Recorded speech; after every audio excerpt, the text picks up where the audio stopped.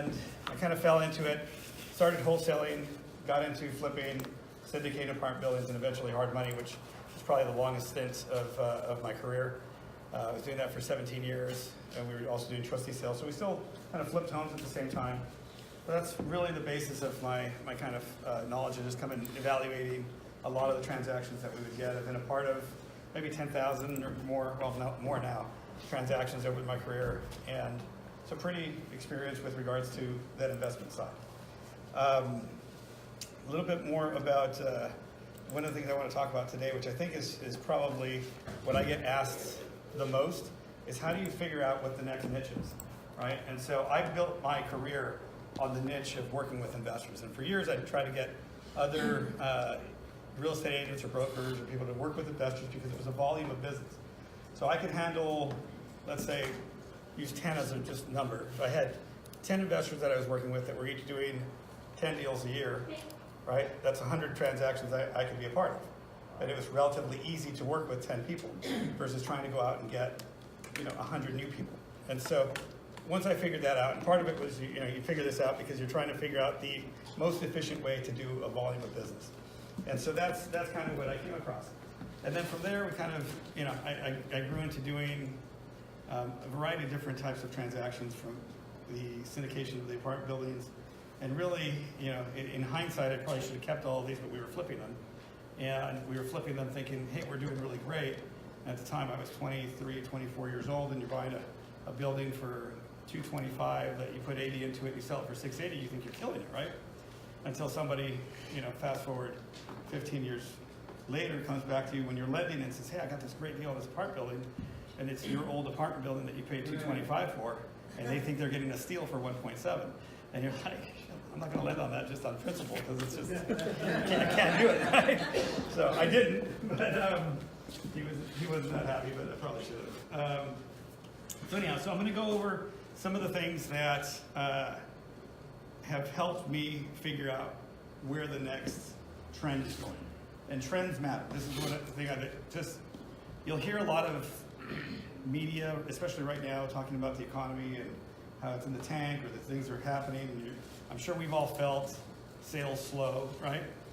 And so as you see these things that have happened, keep in mind that there's a few things that may have just already happened, right? So it's not necessarily so much that it's a changing market, it's that the market changed and now you have to adapt to the new change, right? And so some of these things, you'll note that I'm just going to point out, I'm going to do a little bit of a market update.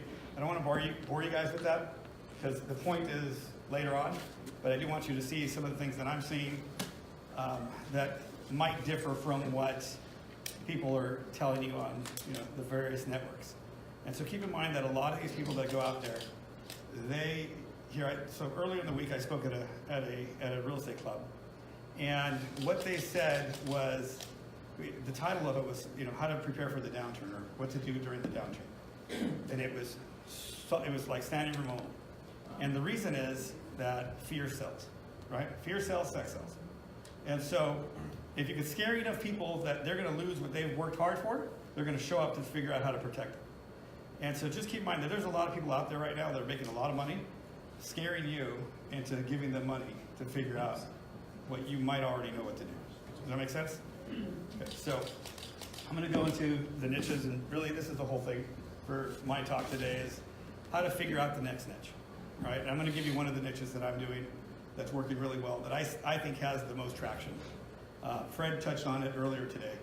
And, I think that when you figure out these niches, and you're going to refine this and keep refining it and so forth, you'll see that it'll give you an edge in the marketplace. And that's, I think, what a lot of people need, is they need that edge, not only for the confidence factor to make you feel confident to go up against your competitors, but also so that you legitimately add value, right? Does that make sense?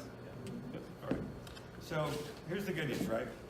So the good news is we've had the longest job expansion in our country's history.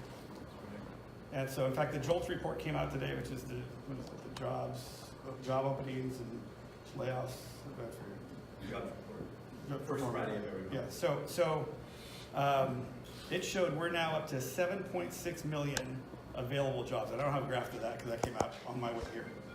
So we have 7.6 million available jobs available in the country. You have 4.1 million people seeking those jobs. So we're approaching full employment. I mean, there's some people that are going to tell you, hey, we're at full employment already. And again, it goes back to scaring people. What happens when you're at full employment, you start to have real wage growth in an unhealthy manner. And, you know, there's some things that are happening right now where, you know, you don't really have a lot of inflation. Inflation's really, really super low. And so as you're going through, I'm just going to have these up here and I'll flip through them. I'm not going to go through it because my pet peeve is reading from the screen. So I'll just let you guys, can you guys see these? Yeah. All right, so this is just really the whole point, right? This is the ratio of weekly claims for the civilian workforce. This is, can you guys read this from back there? It's a little small, it looks like. Can you move it up a little bit? Can I? Yeah, because I don't remember if there's something at the bottom or not. No, just the credits, all right. It's a little blurry too.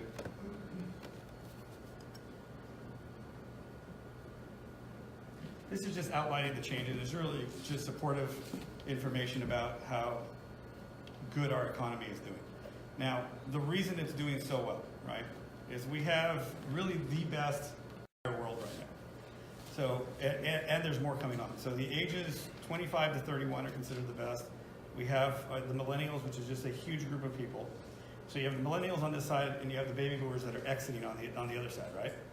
And so, because of the of the millennials, sorry, you have just this exponential growth. So we have the longest job expansion in our history, soon to be the largest economic expansion in our history. And that'll happen, I think it's either June or July. And so, things are looking pretty good from an economic standpoint. Now, the reason you'll have people that are talking about, I put this chart up here only that you have a lot of people that say, like, yeah, it looks like jobs are great, but they're great because there's all these people have multiple jobs. You guys heard that? Yeah. Like everybody's working 2 jobs. Okay. It's bullshit. It's just, if you just look at the data tells you it's not. And so it's pretty flat. It's pretty common. People that normally have 2 jobs still have 2 jobs. It hasn't changed, but again, there's people that sell a lot of money and they sell seminars, right, trying to get you to buy into this fear. And this little increase here, they're saying, oh, it's the end of the world. And it's just not true. So, housing supply, you know, I love car and art, right, because it's always good to buy a house. When times are bad, it's affordable. It's fantastic. When times are good, you're creating equity. You should buy now. So it's always like a buy now thing with either car or art. And so this one here, you know, I like the title. This is their title. Housing supply improved, which means inventory went up, right?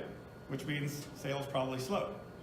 And so, and that's kind of what you see that's happening throughout the marketplace right now. So one of the things I'm just trying to speed through this really quickly, because if you see what the economy is, and there's a disconnect right now between what's happening in housing and what's happening with the economy. The economy is trekking along pretty good, right? And where was it last year? I forget. We spoke last year in a group, and part of it was talking about where we saw interest rates this year. And everyone saw it in the high 5s. And we thought it doesn't make sense. Like the Fed, when they raised rates before, they shouldn't have, I thought they shouldn't have raised rates. It didn't, like economically, it didn't make sense as to why they would have raised rates. And so it could have been political, it could have been them being more conservative or aggressive on trying to slow the economy. But the economy looks like we're growing at a pretty steady pace.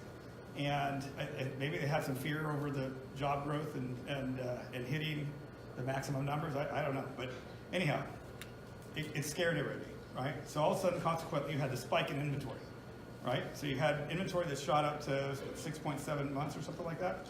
And now it's back down to 3.9 months at a national level. Locally, we're still higher here in California because of our higher price points. I think we're at 4.9 months or something like that here. And so, but that inventory is getting absorbed. Now, we're about to enter the heat months, right? So the spring, and we've had a pretty strong winter for California. You know, if it's raining, this is like storm watch, right? And so if here, when you're here, and everything just kind of slows down, you know, I think we've all felt that slowdown, yes? Yeah. All right. Yes. I love participation. It keeps you guys awake. It's after lunch. So what happens is this, is that if you have a disconnect from housing versus where the entire economy looks like it's going, everyone's making money, personal savings are up, corporate earnings are up. I mean, everything's looking pretty good. Why then is there a disconnect? Housing is ahead of the economy. Housing was ahead of the economy? Okay. Yeah, I mean, on a adjusted to inflation number, it looks like we haven't even hit where we were before. Here's the other thing that you got to keep in mind, right? Is that if you look at the just regular charts, and I'll see if I have one in here. That's the bounce back. This is showing sales that like drop. I'm sure you guys all look at this stuff normally, right? All right, so normally, yeah, that's why I don't like to like. Anyhow, this is kind of an important number, only in that, you know, if you look at distress sales here, they're down another % from last year, and so distress sales usually are, you have to have much more distress sales in order for prices to really drop. So they're dropping right now, and it doesn't quite make as much economic sense because wages are up, people are working, we're approaching full employment, and so this is the time where really you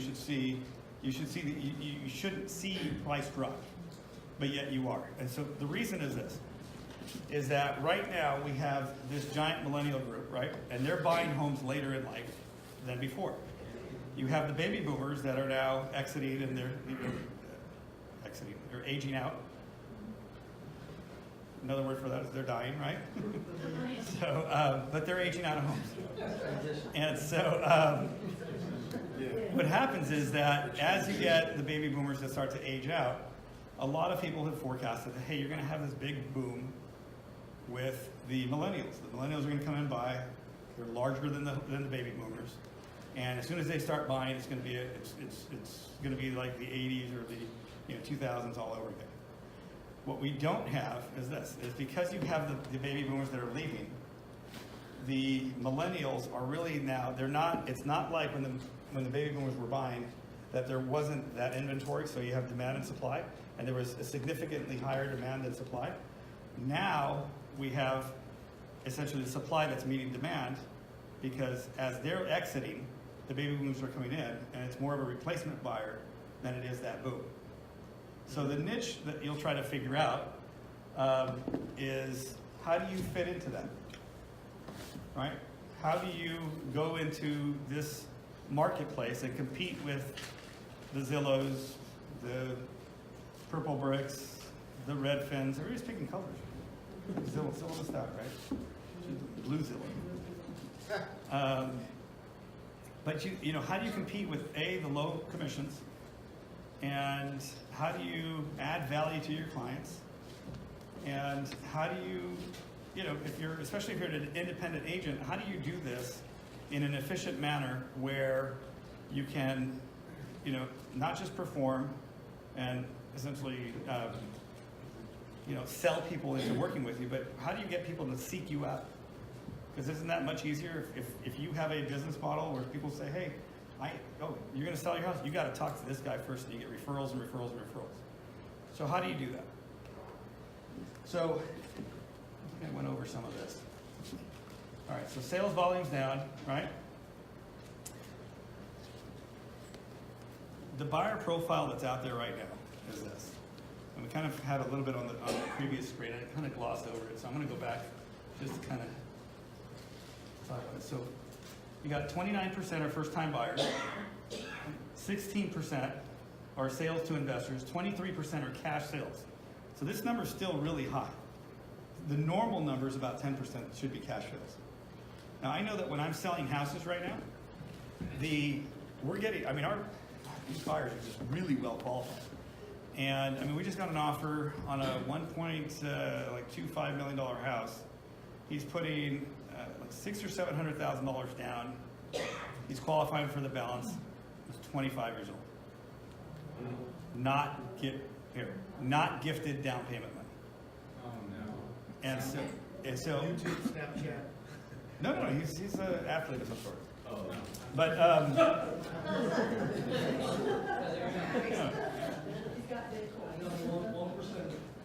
No, but I mean, but there's a lot of 1%ers. And if you look at the marketplace, there's just a lot of money in the marketplace. A lot of people who did cash out. There's a lot of people who they've made a lot of money in this expansion. And, and so there is, I mean, that's one example, but I mean, we've had other homes that are just sold cash. We have a property right now that we're selling that we got a cash offer, and the guy said, hey, it's cash, we want a 45-day close. He's got $2 million in the account, and he's like, well, why do you want the 45-day close? And he's like, well, I'm going to try to get a loan for it just if I can, but he goes, if I don't, I'll close it on time. And he's non-contingent, so we're like, well, shrink it down and hurry up, right? But my point is that the borrower base, and unlike the last cycle, right? The last cycle we had all these exotic loans that were out there. So the problem with exotic loans is you have this big boom of people who really can't afford houses, right? This cycle, we don't have that because of regulation. And so the borrower base, I mean, they're very well qualified. They're more conservative. They're essentially buying what they can afford. And so it's very difficult to have this bust that everyone's talking about when you didn't have the boom. And you can look at it and say, hey, oh, well, the prices are back up to where they were. Well, they are and they're not, right? They are on a dollar perspective, but they're not from the perspective of that the interest rates are lower now, so the payments are lower, right? And the people are making more. So if you combine all of that, I think housing still has some room to grow. So what we're seeing right now is essentially fear-based selling that wasn't backed by economics. So you're seeing some of that inventory. Look, if the fear was there and it was real, we'd go 6.7 months, 7.2 months, 7.5 months, and that would be the trend. And what did I say when we first started? Trends matter, right? Yes? Yeah. So follow the trend. Now, I'm not saying that we won't have a little correction or what have you. That's not what I'm saying at all. I'm just saying if your business is set up well, it shouldn't matter to you. And so what happened in 2008? Who made a lot of money? Warren Buffett. Hedge funds. Hedge funds entered in like 2010, 2012, right? You've got, but everybody who shifted over when the market went, right? The regular real estate agents that were just doing the normal thing, they suffered, right? The brokers that were set up with REOs did well. The brokers that had connections with construction companies where they could service these REOs better than the other REO agents did even better. The people that did the short sales did phenomenal. And so you have to look at everything that happens in the marketplace, whether it's economically speaking, or whether you're looking at something that's much more regional, like your city council says, hey, we're going to upzone this area, right? One of the key things to look for that I've always liked looking for is where are the young people moving, right? Because if you look at where they're moving, generally there's going to be development that follows. If there's development that follows, then prices are going to increase over a long period of time. And so, it's not, how many developments do you see that come up around, I don't know, what's the 65 and older community over there in Seal Beach? There's not a lot. Leisure World, right? Seizure. You said that. The other one's down the Boone Woods. Yeah, so, you have to look at, from an economic standpoint, who spends the most money? I mean, it's not the teenagers, right? They're really spending their parents' money. It's once they hit their 20s, they start spending more money, more discretionary money, and this is what business capital is. We're in a consumer economy. And so right now, the millennials are hitting that 25 to 31-year-old. And what happens when you're 25 to 31? You're dating, right? They're probably dating a little later, right? They just left the basements, and it's hard to date when you live in the basement, right? But you've got these millennials that are now starting to spend more money, and their focus had been entertainment, right? Or life experiences, as they call it. And so when you look at all of this that's happening, then those are the areas that are growing. And if you go to your city council meetings, if you follow the news, and all these little things mean something to that area, right? Like you look at the area, do you guys know where the Grove is? Yeah. All right, so the Grove was the Grove has been there forever. Until Rick Russo said, hey, we're going to build this extension to it and put this trolley and make it cool, that whole area just exploded. And, and exploded, I think, beyond what even his expectations were. But It's a development that catered to the needs of people who wanted, if you look in LA, right, there's no real outdoor mall. That's kind of LA's Piazza. And, you know, and it filled that need. And it filled the need for the demographics that he was going after. And the demographic also happened to have a lot of money behind it. So, same thing happens with Hollywood. You look at Hollywood. You guys driven through Hollywood recently? So Hollywood, because of the subway stops, you know, they had upzoned that whole area. So all of a sudden, areas where had limitations to build, you know, 3 to 5 stories, now we're able to go 8 to 10 stories, and you see the whole skyline there has changed. I grew up in Hollywood, and I was in Hollywood, you know, not too long ago, and I remember I accidentally drove by where I used to live because I didn't recognize the whole area. But it had upzoned from R3 to R4. Upzone from R2 to RD 1.5. And while these little changes might not mean a lot, when they're coupled by incentives by the city for other investors to go into an area, it means a significant amount. Especially when they first make that change and you're trying to buy a property. If you buy a property and the values haven't adjusted, but it's like having a crystal ball, right? It's like you can see what's going to happen based on incentives and everything else, that you should be able to say, okay, this is a good long-term hold. And I will say that the best deals that every investor does isn't the flips, right? It's the deals that they end up holding forever because someone else pays it off for you, and you should do that. I mean, that's usually what propels most people's wealth forward significantly, outside of building an enterprise that they sell for, you know, X amount of everything. So the buyer profile seems solid right now, right? We talked about that. And we talked about, any questions so far? No? All right. So you guys are getting a lot of downward commissions pressures, I would imagine, right? So I'm not a real estate agent. Well, let me rephrase that. I'm actually a realtor, but I don't sell any real estate. I hear this all the time from everyone that I know, is that they're competing and they're trying and they go out and they're competing with the next person that says, hey, it's going to sell for higher and I'm going to charge you nothing to list the property. Does that happen? Yep. Yes. So I'm going to ask you guys, how do you compete against that right now?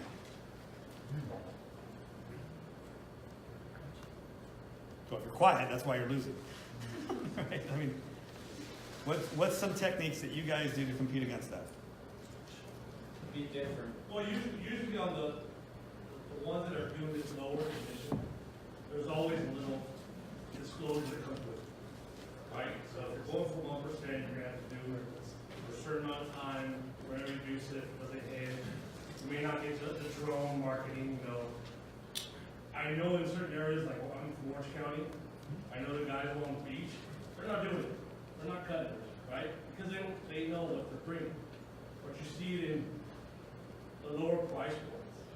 In Anaheim, we have it. In Brea, I know, I can name off guys, 4%. I see a sign on the 57 coming out. But when you get it, when I'm talking to them, it's like a menu. It's like, okay, if you want the 6, you're going to do this. It's kind of like Fred has. Right. You can do it for 4, then there's a 4.5, blah, blah, blah. So what you're coming at is if it is a big high seller, someone has a lot of volume, if you're new to the industry, you're going to say, hey, I can beat that guy because you're going to get me. You can't get Robert Fragoso, you're going to get his assistant. You know, you're using the stuff that we got taught by trainers on how to flip. Then sometimes you just let them try it. You know, you let them try to build red bricks. Go. But red bricks, even though they're announcements now, Purple bricks. Purple bricks, red fin, red X, they're all the same. You know, they're all, but you know, it says if you go this much, and sometimes I've had it, say go try it, and then when you come back, you're gonna have to pay the piper. I mean, because then they get frustrated, because they don't get to walk, because you have to like, Purple bricks have to set up a time to show the house, Right. And the seller So I've been a seller to Purple Bricks buyers. And I can tell you that, like, my experience with them was that the buyers weren't really well represented, you know. And I know that the commercials argue differently, of course, right? But my real life experience was that, you know, they had this line is gonna like sum it all up. Their agent showed up, talked to our broker, said basically he's an hourly guy, And he's like, okay, they showed up, everybody's here, all right, I can leave now? And we're like, no, you can't leave, right? Like, they're doing inspections, you gotta wait the whole time. And he's like, well, can I bring my dog in? I'm like, no. Brings his dog in anyway. My whole experience with Purple Bricks, kind of sums it up with that. And there was no kind of real advice to the buyer.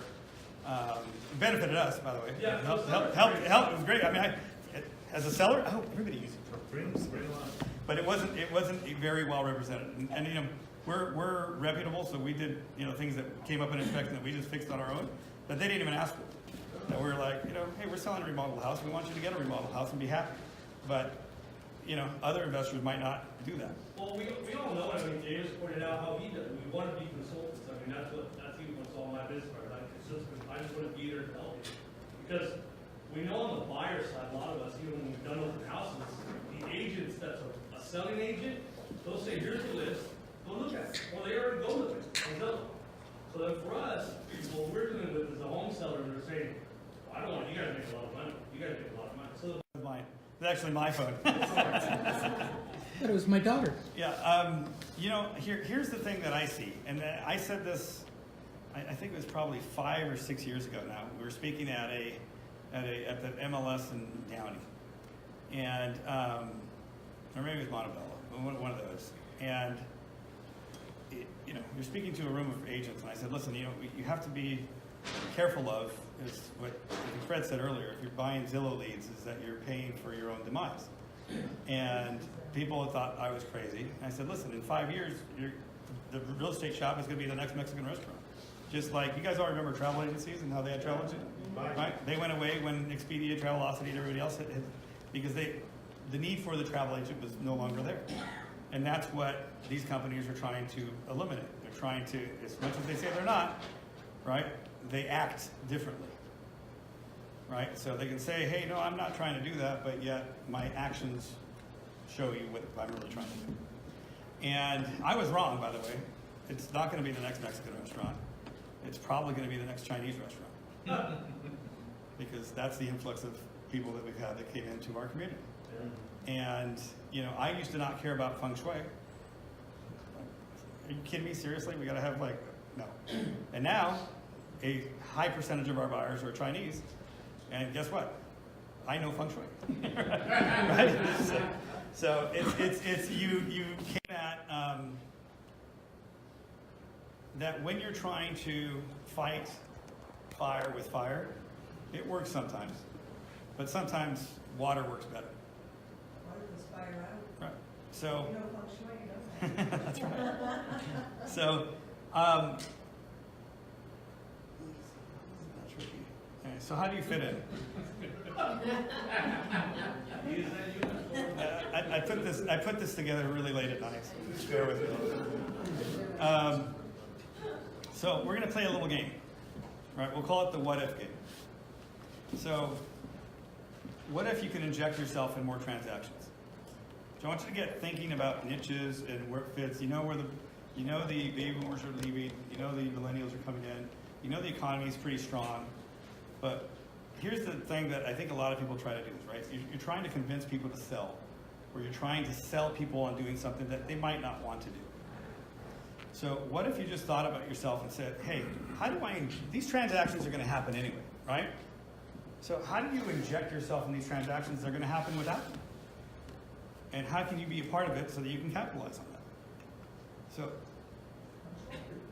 So what if there was no need to discount the commission and the sellers didn't care? Wouldn't that be great?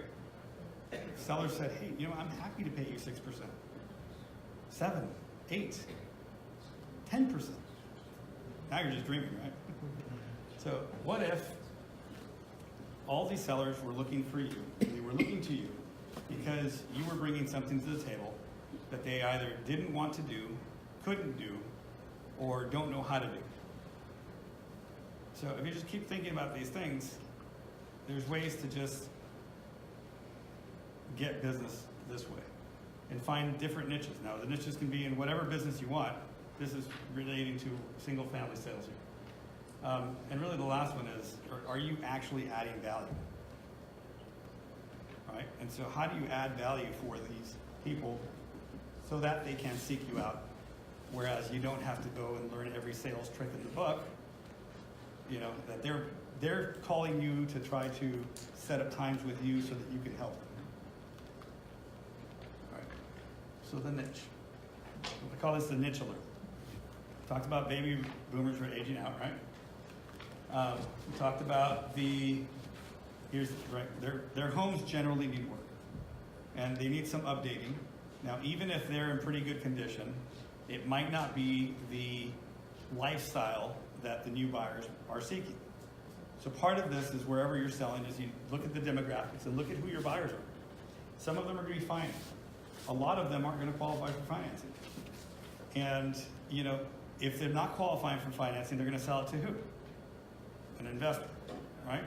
But we pay pretty well high, right? And we have to buy very low in order for it to make sense to put in all the money that we've got to fix it up, the debt service, the closing costs when we buy it, the closing costs when we resell it.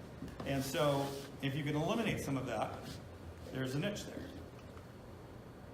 If you know how to do the work and what the people are looking for, and you can show them, hey, these are the higher comps in your area, your house doesn't look like that. Step away, you know, step back, and listen, I'll tell you that this will be, I've heard negative responses from some sellers before where you say, and I get brought into, like, agents will call me up and say, hey, I've got a seller, can you come down and talk to them and show them what you want to do as a buyer, because we're just trying to buy. And, you know, we go through and I'm like, look, they want, you know, everybody wants as much as they can get for their house, right? And that's human instinct, that's and they should, right? But the reality is they're looking at the house that's sold across the street, and they don't know all the details about that house across the street, but they're thinking, hey, well, that house sold for $600,000. My house is worth $600,000. I'm like, all right, well, let's walk through that house, or let's visually walk through that house and look at the pictures, and then let's walk through your house again, not as the owner who's lived here and doesn't really, you know, the white noise of that dent on the wall or that hole or that dirt or whatever has gone away because you lived here. Let's look at it as a new buyer. So let's walk. So I'm going to walk through and I'm going to point out everything that's wrong with your house without you getting offended. I'm just going to point it out. We don't need a reason to, like, why something happened or anything. You're just the buyer that's getting shown basically this house by their agent. And their agent has, you guys all seen the Avid, right? They're going to also point it out. So as your buyer and looking at your own home, let's walk through. And I remember doing this with a guy in Long Beach. We walked through, I'm like, cracking the foundation. First thing he goes, God, I've never even noticed that.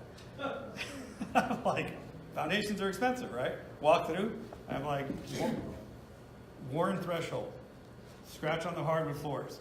Go start going through, cat hair in the corner. Just, I mean, all of the little things that we started going through as we went through everything. Started opening the doorknobs is loose. Every little thing, he's like, all right, I got it. My house isn't this remodeled house. It's not worth that. And sometimes people just don't realize because they live there and they think, well, I have a nice place, right? But they don't recognize the differences. And so he went back to that same house and said, okay, we're going to walk through, and now we're going to assess a dollar amount to every single thing. Foundation, $8,000. And we're walking through. So you want this money, and you back out everything that it needs. Now all of a sudden, where's your house worth? And so let's forget about where it's worth, right, for a second, and how much do you need to get out of it? And that's how we were talking to folks about what their house was actually worth. And then you can find other investor comps to substantiate that was similar to their condition, right? So there's the as-is value, let's call it the pre-repaired value, and then the after-repaired value, right? So on that concept, on the as-is value versus the future value, what I do is I go to all the current listings with my client and I take them to 5 to 7 houses and I ask them to put on their buyer shoes and ask them what do they think, how does their house compare to that house? No realtors do that. I don't get it, I don't understand it, I don't know, it baffles my mind that they don't do that, but you have to take the seller around to the neighborhoods and show them all the current listings, so that way you get a fair market value of what the current market value is, because you have to establish that with what Robert's going to talk about. So if you have the time to do that, that's a great strategy. I don't have the time to do that, right? So I do it digitally. We digitally drive with Google. You know, we digitally walk the houses through their videos or whatever the competition is, but we go through and we're pointing out all the little things, and If it's a video, it's a lot of pausing and say, see here, and here's your house, and here's the differences. But you can do the same thing. The other thing we're doing is so now you got millennials, right? We talked about that they're looking for, you know, basically a lifestyle type home. They're looking for something that's a little bit better. And they really, at the end of the day, they, like a lot of buyers, don't want homes that they have to fix up and work. They want to just come in, and most people aren't, you know, listen, for sure there's the bargain hunters, right? But there's a lot of people that, and this probably I would say most of the buyers fall into, is that they would rather have a home that's just turnkey, right? That they can walk in, live, and be happy and live their life. That's what they want. With some slight mods, like the new, thermostats, I mean, stuff that you can bring up. Yeah. Value. We talked about that. So here's what we do, and this is where I think you all can fit in, is that we design basically all of the needed improvements to meet whatever that, I'm not even going to say the highest price, because the goal sometimes isn't the highest price, right? It's to get the sweet spot so that they make the most money. And so sometimes you do everything to the house. Other times you don't do everything to the house because, quite frankly, they're just going to make more money that way. And so if you've got, what's this one here? So we hire the contractors. We negotiate I've had 2 construction companies. We've done I don't know how many flips, but we go through and we can show, hey, this is what we're doing, and you can show your sellers, say, look, if they go out and negotiate, and they're welcome to do this, is go out and call contractors, and we've just pointed out everything your house needs. You don't need us to do it unless they need the money. But basically what will happen is this, is that they go through and they'll find that their costs, and this is what, and I'll tell you the exact, I've had a construction company. When you're dealing with homeowners, you charge based on how picky or how difficult they are. If it's a vacant house or something that we can just go to work on, much easier to do, much quicker. If they live there, your price goes up. If they're sitting there saying, well, you know, really, I want you to, okay, I just had this happen. We replaced the fence between a property that we own and the neighbor. And so on our side, they sprayed it. On that side, the guy said, no, I want you to brush it. What is to brush the fence? Are you kidding me? Like, all right. And, you know, but that's the problem. That's what contractors have to deal with. You know, and so they charge more accordingly. And so if you're trying to, you have to get the seller to understand that at the point that they are now flipping their own house, right? They're now an investor. And so as an investor, they have to find the efficient ways to do things. I'm not saying cut corners. I'm saying the efficient ways to do things. It means hiring the right contractors to have the right tools to get it done quicker, because time is money in that business. And, you know, somebody who takes X amount of time, if we're flipping a house, it's, you know, you lose money in either the carrying cost or in right now where the market's softening, you lose money in just market time and price. So, and then the last thing, and this is probably the most important thing, is, you know, most sellers don't have the capital to do it. And so, you know, we'll put up the capital for them to do that. So I want to kind of go through and just show you how that would work. But niche-wise, this solves a lot of your answers, right? And it could be, it doesn't have to be, don't think it has to be a full remodel. Because some of these houses might be, hey, we're going to make the backyard a better space to make the home feel larger, right? But the house itself could be good. It might be staging. It might be move out so that your house doesn't smell like cat. And you have to tell people, I get it. You love your cats. I got it. The buyer doesn't. And guess what? The buyer that loves the cats might pay you $30,000 less. So is it worth $30,000 to stay in an Airbnb while we sell your place? Probably, right? So these are the conversations that, as a advocate, that you're out there talking to people, saying, hey, look, these are the conversations that I see happening more and more often as your seller profile is aging. And so as your seller profile continues to get older and older, you're going to see more and more either probates or just older sellers with homes that need work. And this is a trend that I continue to see that we're getting a tremendous amount of traction on. And in both from real estate agents, and I'm going to offer you guys something that we don't really offer everyone, but I think that it is a trend that will, for sure, shape the way that real estate is being done for probably the next, I would say, 10 years. So, and of course, once all the house looks nice. So I'm just gonna go through a case study here. This is an actual place that we did in Lakewood. So this is the before, right?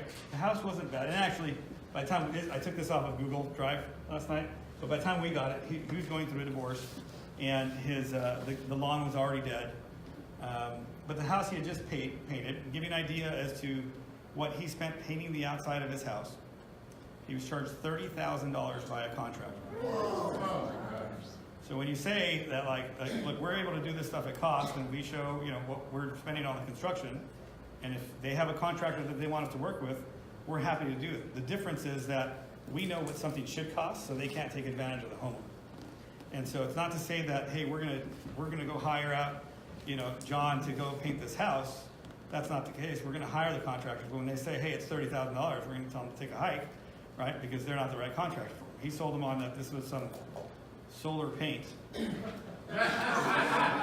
And it's gonna keep your house cooler. And I get there's thermal paint that keeps your, but the price difference is, here, the price difference is $120 a 5 gallon instead of $180, right? So it you know, it shouldn't have been 30,000 bucks. But the way they justified it was, this is how much you're gonna save in heating and cooling, right? All right, anyway. So this is the after. All we did, we added this darker blue here, and the railings we painted black instead of white. And then we put a new grass and some landscaping, and then some uplights for it. That's really all we did to the outside. Not a big change. This is why I'm saying that, like, this house in itself was in pretty decent shape, but the difference between what he was gonna be able to sell it for, I'll go over the numbers in a little bit. This is the kitchen. This is Tim, our seller. So if you look closely, you know, these are granite countertops, but they're those brown and black countertops, right? He's already had maple cabinets. The tile, you know, not the greatest, but really, I mean, if you're a buyer walking through here, what do you see? It's a mess. It's a mess. It's old, it looks dated, and it actually looks older than it actually was, right? Because here's his, or this is the after. Oh no, this is during. So we got rid of the cabinet here to open up the space a little bit more. Changed out the countertops, left his appliances, you'll see, right? We kind of worked with what he had, and then this is the after. So if you look really closely, all we really did was we cleaned it up. Sorry. So we cleaned it up. Wide angle picture, right? But we added hardware to his cabinets that it didn't have any. It's a lighter, it's a quartz, and then the backsplash was actually pretty expensive, but it's so small that we spent, you know, $27 a square foot for the tile. Did we remove some of the lighting and add some of the more So temporary lighting? we added these 3 pendants by getting rid of the cabinet that was here to open up the kitchen a little bit more, and we added a chandelier that he didn't have, added a few recessed lights which he didn't have. I think he did go back on. So he had these recessed lights, but he didn't have them in the dining room. I see a lot there, but they're just better on the other one, on the after. It almost always looks. Now here, I will tell you, his cabinets when we first walked through looked pretty good. Once we were done painting and we did everything else to the place, the cabinets looked really old. So we had to oil them and then kind of clean them up to make them look good. And they were okay with it, right? The floor wasn't brand new, but we picked colors that made the floor look better than the colors that they had. So, added new blinds, I think we did that. So this is his living room before, right? But if you look at, and so this is the after. So yeah, we stage everything. Yeah. And so, you know, if you look at the before, right? So for him, did we ask him to leave? When you did it, Yeah, little Airbnb? Yeah, he had to leave. And then, but if you look at, like, you're looking at the before again. So before, this was a window. You can't really tell in this, but he's got shades that are just drawn on it. He had those Venetian blinds on it. You know, we're trying to make the house feel as open as we can. He already had vinyl windows, so the house itself, when you looked at the bones, they were pretty good. And I'm going to show you the differences in what they actually sold. Right, so this is his backyard before, right? Very, very junky. And we decided that we're going to go and make this an entertainer's place. Now, one of the things about this house I'll tell you is this. We walked through the house, it was a 3-bedroom, 2-bath. It showed on title as a 4-bedroom, 2-bath, and I asked him if he ever had a 4th bedroom. He said, oh yeah, that room that has the laundry in it used to be a bedroom, and we blew out the wall so we could have an open office space to it and made it this giant laundry room. So if you go back and you look at the kitchen picture,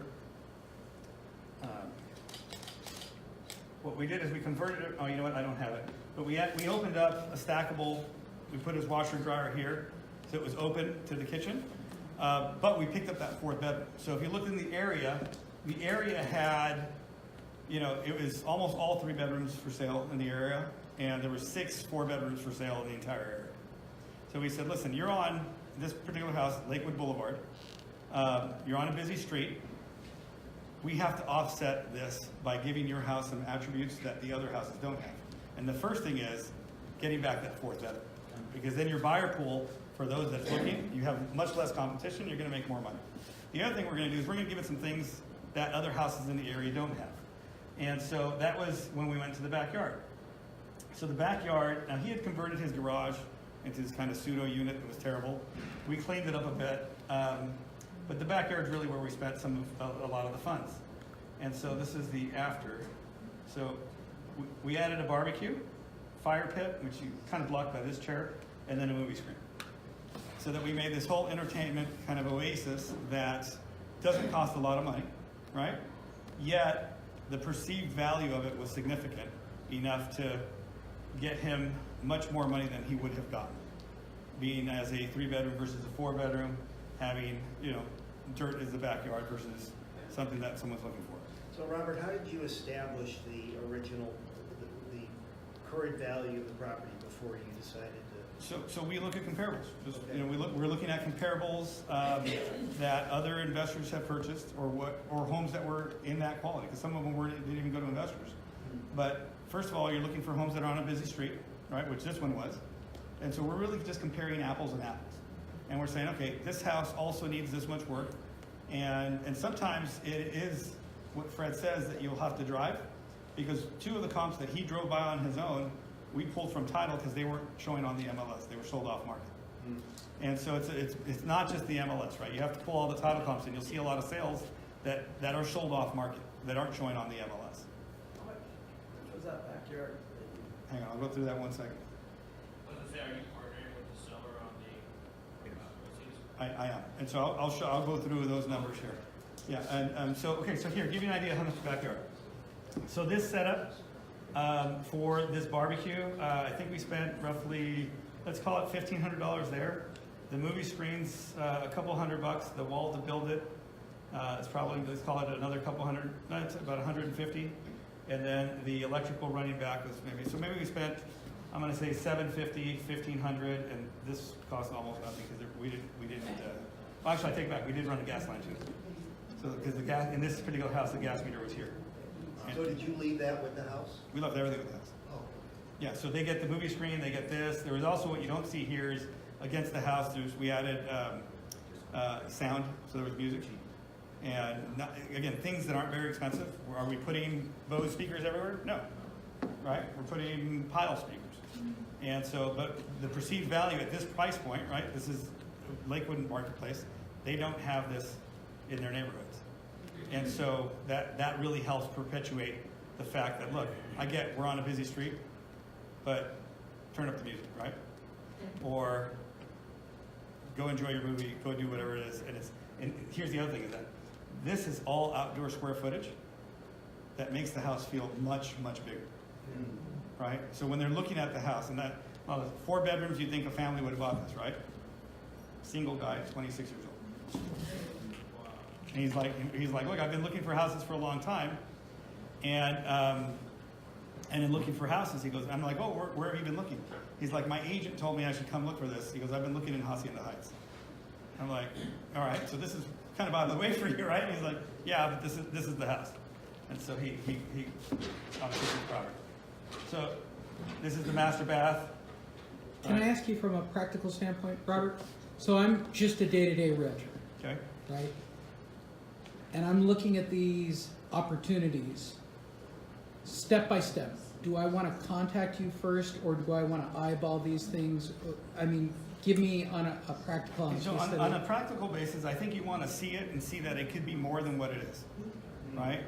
And then basically light bulb with the seller, say, look, I think we have a way to just make your house the best it could be, and where you can essentially profit for that above what you would sell it for in its current condition. All right, so here's the numbers. So the pre-repaired value was $520,000. And by the way, this is as a flip, would not have worked as a flip for us. We would have had to buy this for probably $480,000. And so if you're looking at just the numbers here, at $520,000, you know, there were other comps that were selling to other retail non-investor clients for the homes that were repaired, right? And so we kind of use that as a basis. And so that's what we call it. We call this is your basis. So they're guaranteed that amount already, which is what they would sell their house for at that point.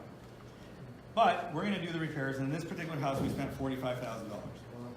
Okay, so that $45,000, and then it sold for $655,000. So there was a net gain of $90,000, right? Well, from there, yeah, but really, you already spent 40 grand just on the other paint job, throwing it out. That was already done. That's gone. And so gross equity that was created was $90,000. The way it worked was this: is we shared the profit 50-50 with them, so we made $45,000. They made an extra $45,000. And how it worked for the commission, right? The agent, the pre-repaired commission that they were negotiating, they actually, by the way, were fighting to try to get at 1.5% of a 520 value, which they were trying to really list at 550 or 530 or whatever. They were arguing amongst several agents.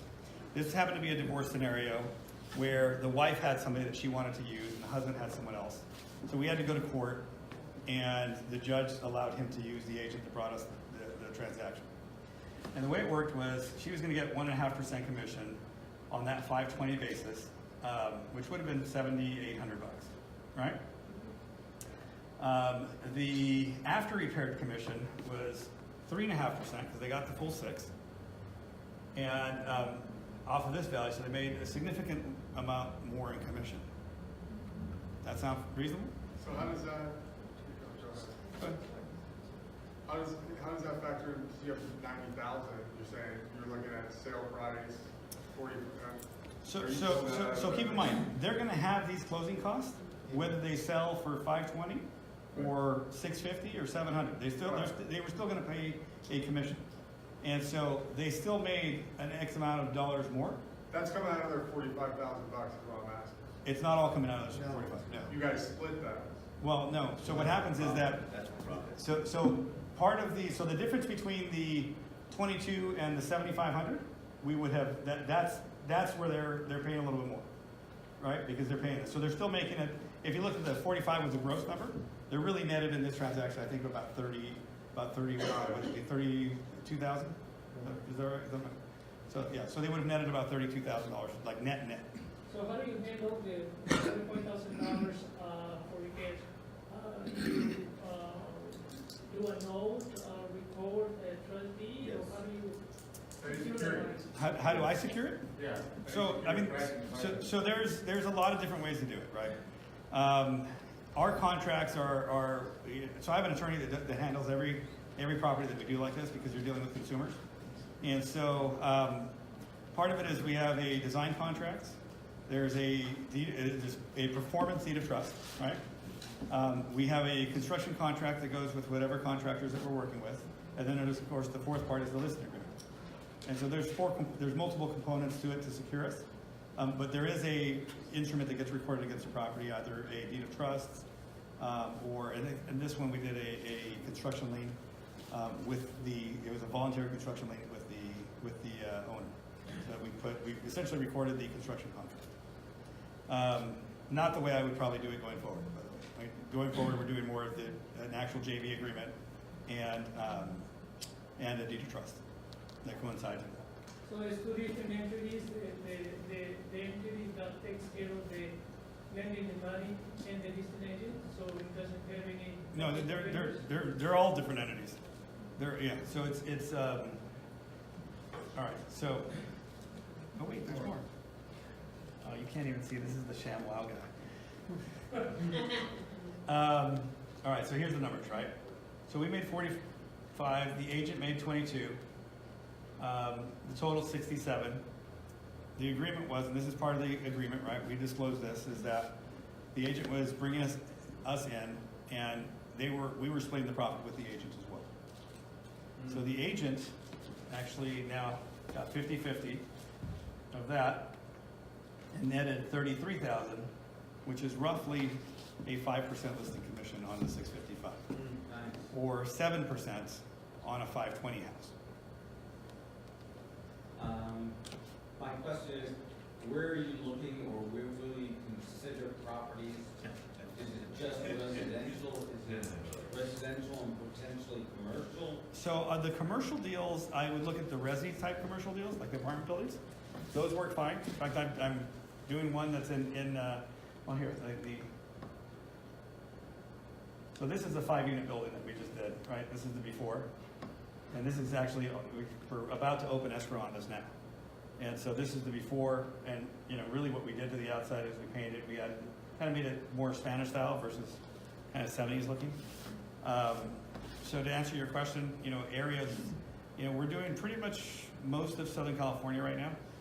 I was doing Northern California, except their construction costs have gone through the roof, so I don't see me adding as much value to the sellers, in that we can't get the reasonable, and part of it is that you had 14,000 structures that burned, right? So they're having their own construction issues right now.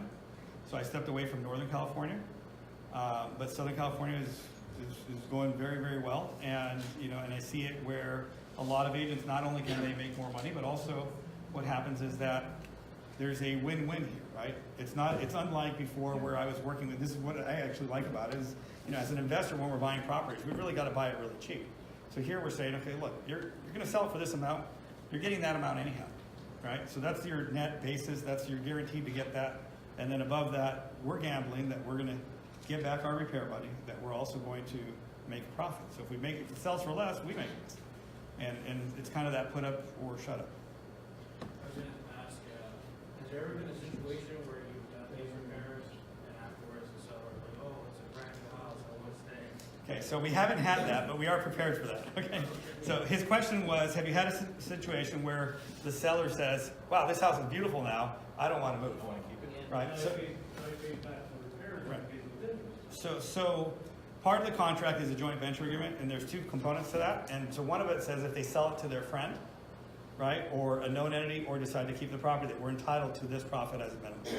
So we with them say, look, this is our expectation. Now I will say this, when you're talking to consumers are different than professionals, right?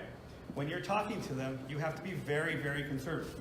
If you tell them it's going to be $50,000 in work and you spend $55,000, you rip them off for $5,000. You're a crook, right? So we overestimate what we think it's going to cost, but we share what we spend, right? So if we actually spend, let's say we say it's $50,000, we actually spend $35,000, they're going to see $35,000 in receipts, and so we're complete transparency.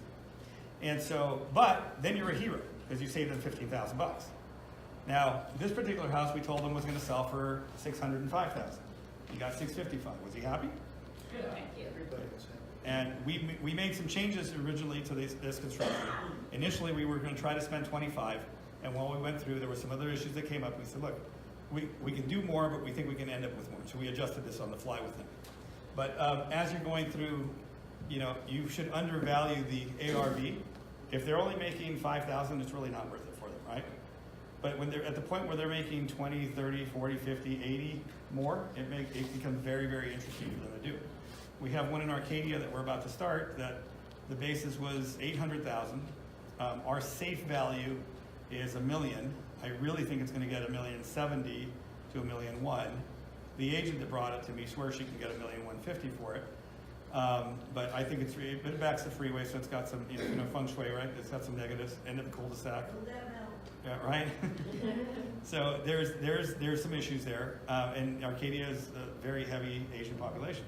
So I'm being very conservative. At $1 million, it would be the cheapest remodeled house in the entire area. So I'll get to you guys right now. So I think that when you're looking at the how am I doing on time, by the way? About 10. Okay. All right, so I think that you should be more conservative in your numbers that you give them, because then here's the other thing that happens, right? You guys like referrals?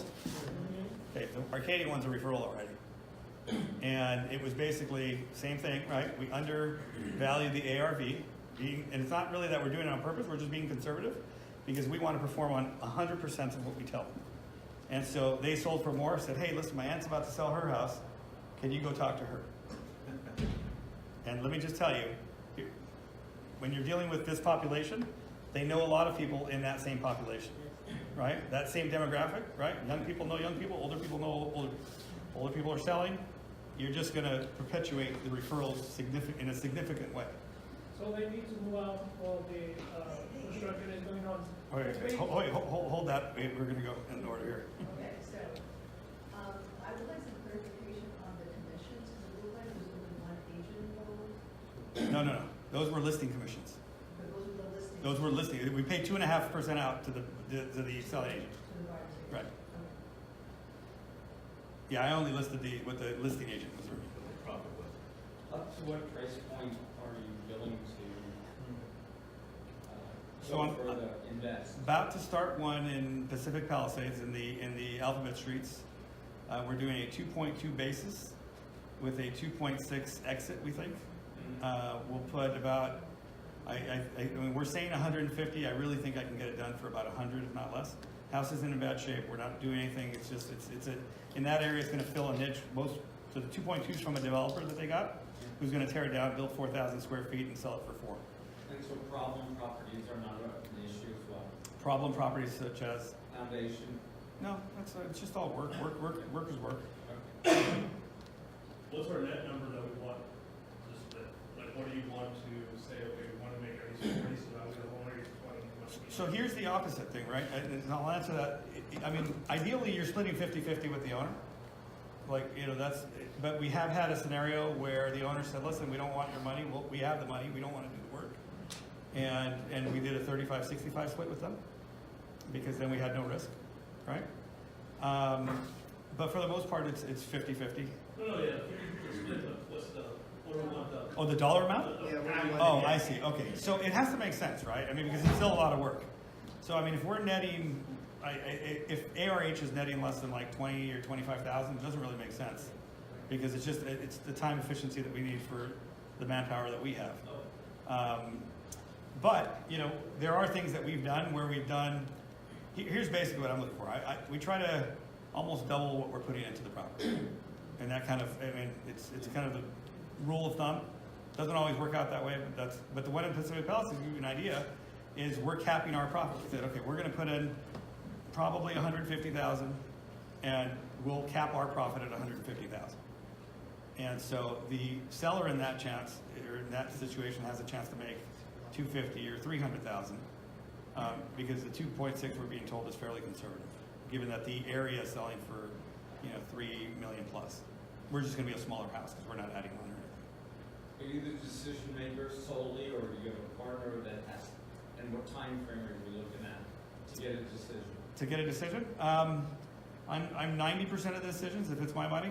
If I'm bringing in investors, then there might be a little slower there. I'm now going into that scenario where okay, I see this as being a very scalable model for a lot of real estate agents, and so I hadn't really put it. I mean, really, I've only done this with agents that I knew personally, and so I think that right now it's as it scales, I think that this is something that is going to change the industry. So my goal is to build an enterprise to do this on a much wider scale.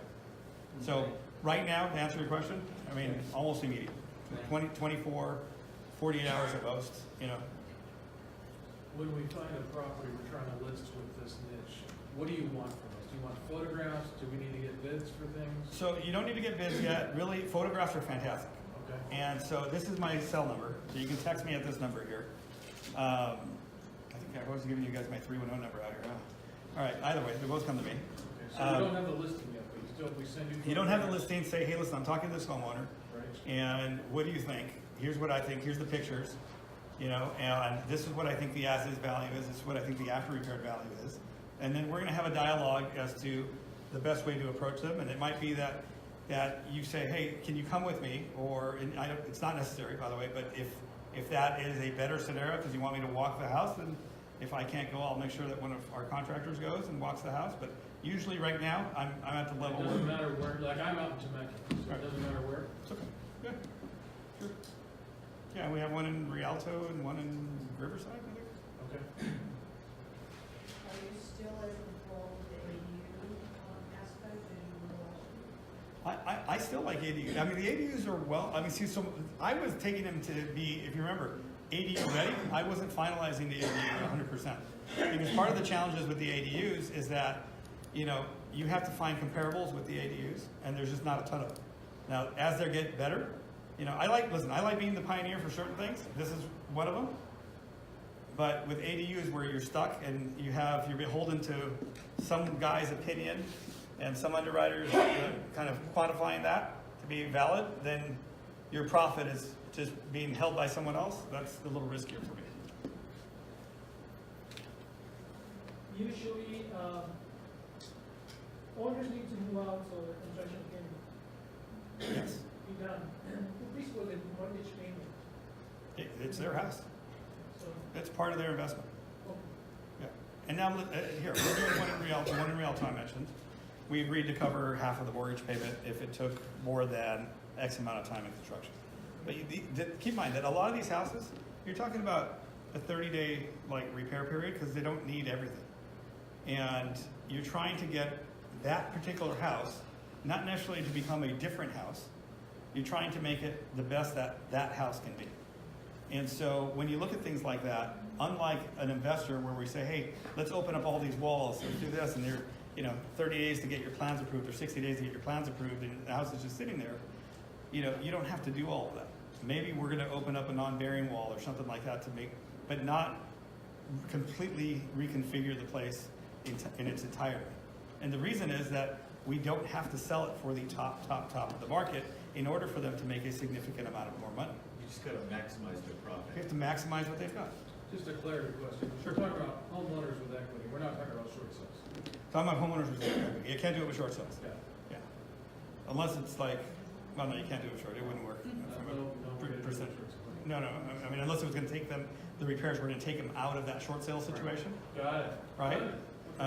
But unlikely. I mean, I'm sure there would be some instances where it would work, but they can't be a short sale when we go to resell it because then it's not Most legal. of them are strong equity. Yeah. Most. I mean, here I'll tell you. I'm going to say 60% of these houses are probably free and clear. Got it. So, or have very, very low debt. So because the title is not changing, we're avoiding the 90-day flip rule. No 90-day flip rule. Title's not changing. Yeah. Title doesn't change. There's no flip. I mean, they're flipping their own house. Really, what's happening, right? We're now consultants, and you're now essentially advocating for them to be able to sell at the highest price, and we're making part of the profit as a design fee is really what it is. Here's the contractor using your own money when you get it back. It's not. We're not even. I mean, we're not the contractor, right? We're the designers. We're technically, if you look at it from a legal standpoint, we are a design company that comes in and does this, and based on our expertise is what we can create an upside in value. And so we're looking at. I mean, look up front. We can get a BPO, we can get an appraisal, we can just look at comps, but they've got to agree to that basis price, right? That they can see it. If they don't see it, then if they don't see it, it's probably not there. If it's probably not there, we shouldn't do the deal. That's the reality, right? Because then we're not adding the value. Then we're just taking someone's equity, which isn't, that's not legal. A and B, you're not trying to create a scenario that's not a win-win. Now, I will tell you, you're going to meet some homeowners that you're going to say, hey, look, they're difficult. We shouldn't do this deal with them. And that's part of it is that you're trying to meet the homeowners that are ready to move out, that are ready to move on to wherever they're moving on to, right? And because whoever mentioned that, I think you mentioned, what happens when the person says, wow, this is beautiful, I want to stay. So part of it is qualifying that individual or individuals to say, hey, they're definitely moving on. What's their motivation? Yeah. What is their motivation to sell? Do you have any marketing on this? I do have marketing on it. So if you guys here, I'll tell you what. Here's my number if you guys can see this. If you guys text me, just text me I'm in or send me marketing or something like that, and I will respond. If send me your name and your phone number. Name, Yeah. phone number, So name, email. phone number, and email. Just text me that. Thank you, You Lee. gotta teach him, Lee, you gotta Yeah. teach him. You gotta teach him. Yeah, and then we have some flyers that we've done for other real estate agents that we'll put on. And, you know, we can put whatever you'd like on it. I think in our scenario right now, it just has our logo on it, but it'll have your name and phone number and so forth. We can do branded squeeze pages for them as well. Now keep in mind, I don't know how your commission agreements are split, but I will mention this, but that your percentage, whatever your split is based on the commission and not the profit sharing part. So with most brokers, don't get involved if you're flipping your own property or something along those lines. Right. This is actually a separate business. So, other questions? I love this. We're getting a lot of questions. That's good. Okay, so you're paying the agent profit through their, through the commission. Is that what you're saying? No. Well, he's just paying the agent a commission, but. If there's profit, that's, so if let's say, so here's what happens, right? The profit and the commission get lumped up in one pot, right? That's what I'm asking. Right, and so whatever the agent would have gotten from their commission already, they have a fiduciary to their broker to have whatever split that they have there. The other portion is not a commission. The 50/50. So unless your agreement says, with your broker says, and other things, right? Then in many cases, they're not entitled to that portion. Does that make sense? So the key, Robert, and I know you know this already, but the key is to get all the homeowners on board that they agree with what their current market value. And the way that I personally do that is I have them go to Zillow and list the property for sale by owner, so they can get an idea of how the lowball offers are gonna come in. Because that's what happens when they list it on Zillow, and I go to Redfin and Trulia, and I let the homeowner list it by themselves for sale by owner, and that gives them a very good basis, along with doing the you know, the internet shopping, like what you were talking about. I think you risk doing that, having control, and also having, you know, someone else offer them the exact same thing. You're breeding your own competition. Yeah, Robert buys it and you're done. Right. No, well, here, if let's say you do that, right? You do that, they're going to call another investor and they say, hey, well, they're offering me this percentage. You're right about that. I'd say, you know what? I'll do it for 45%. Then you're out. I mean, you don't invite them to I mean, listen, this is still your business, right? The reality is, it's your business. You've got that lead. I mean, walk them through, show them, be transparent. By the way, behave honestly, ethically, and go through everything you can do to make them feel comfortable with their decision. But at the end of it, we have a fiduciary responsibility to them as well, right? This is their property and you're a licensed individual and we have to act in their benefit. So if there is no benefit to them, I will kill the deal for my side. Like I will say, look, this isn't gonna work because if it's not a 100% clear benefit, I mean, it's just, but here's the other thing. Let's say this doesn't work out and it's not 100% benefit. What did you just do?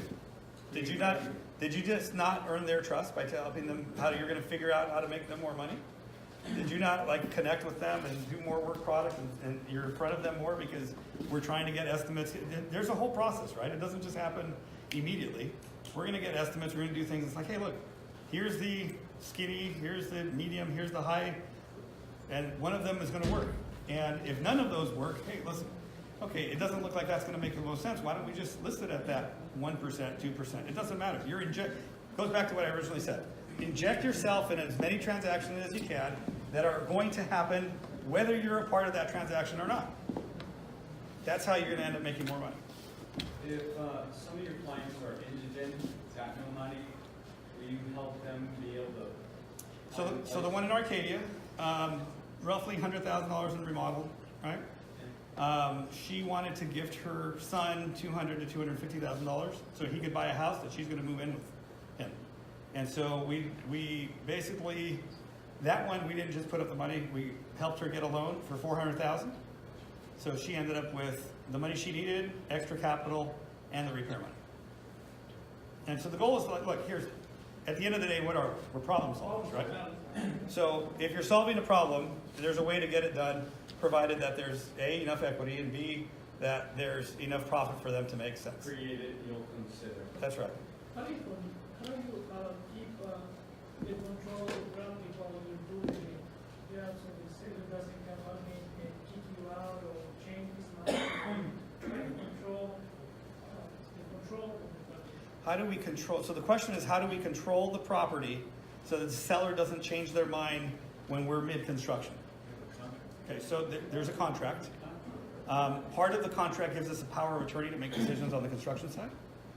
And part of our JV agreement also says that we're agreeing to do this if you're agreeing to use this real estate agent.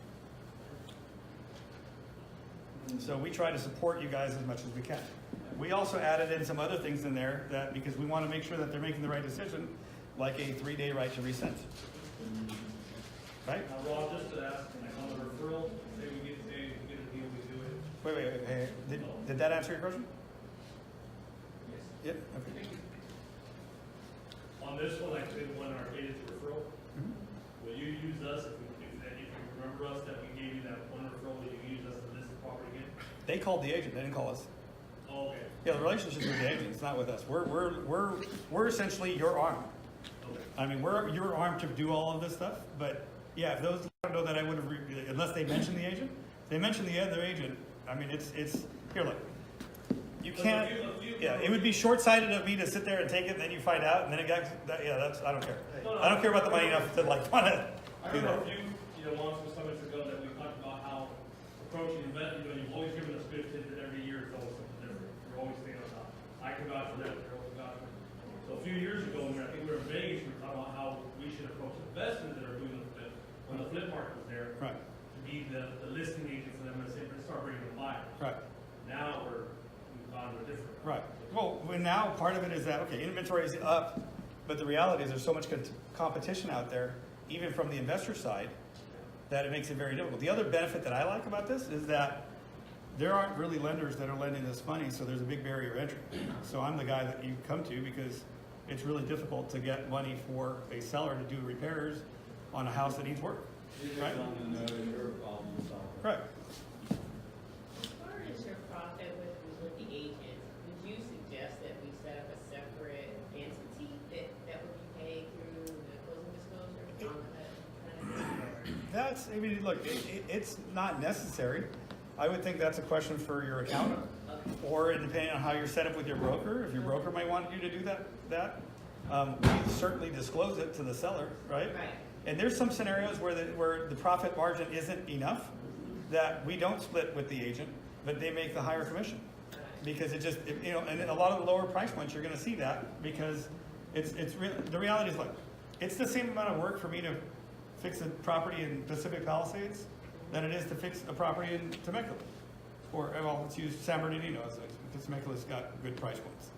But, if we're doing one in San Bernardino and we're making $7,000, I'm probably going to pass on that one because it's too much work product to do that, right? It's still. I mean, look, from our standpoint, we're basically still flipping this house. The difference is it's just not our house, right? We're helping somebody else with their house. Yeah, how nice. Right? Sometimes that's better. You don't have to come up with cash to go buy that house first. Right. Do it. Right. Hey, Robert, what does your organization look like in terms of people?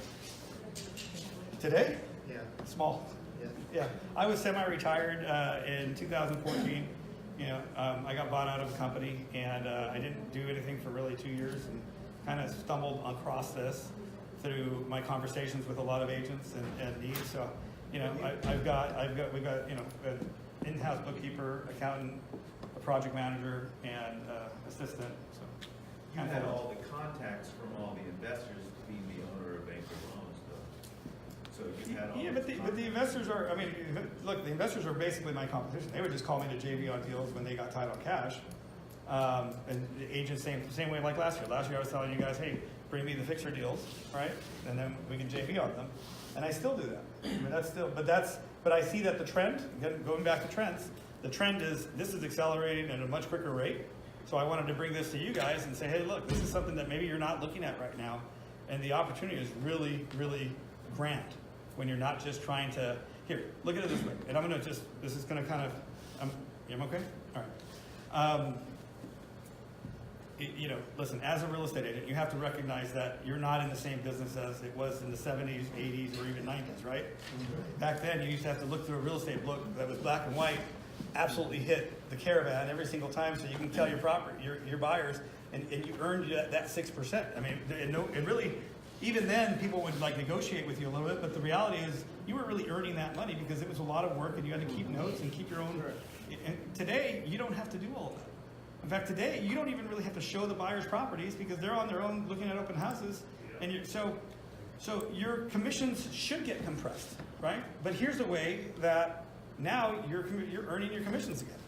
Because you're earning your commissions because you're helping them make more money.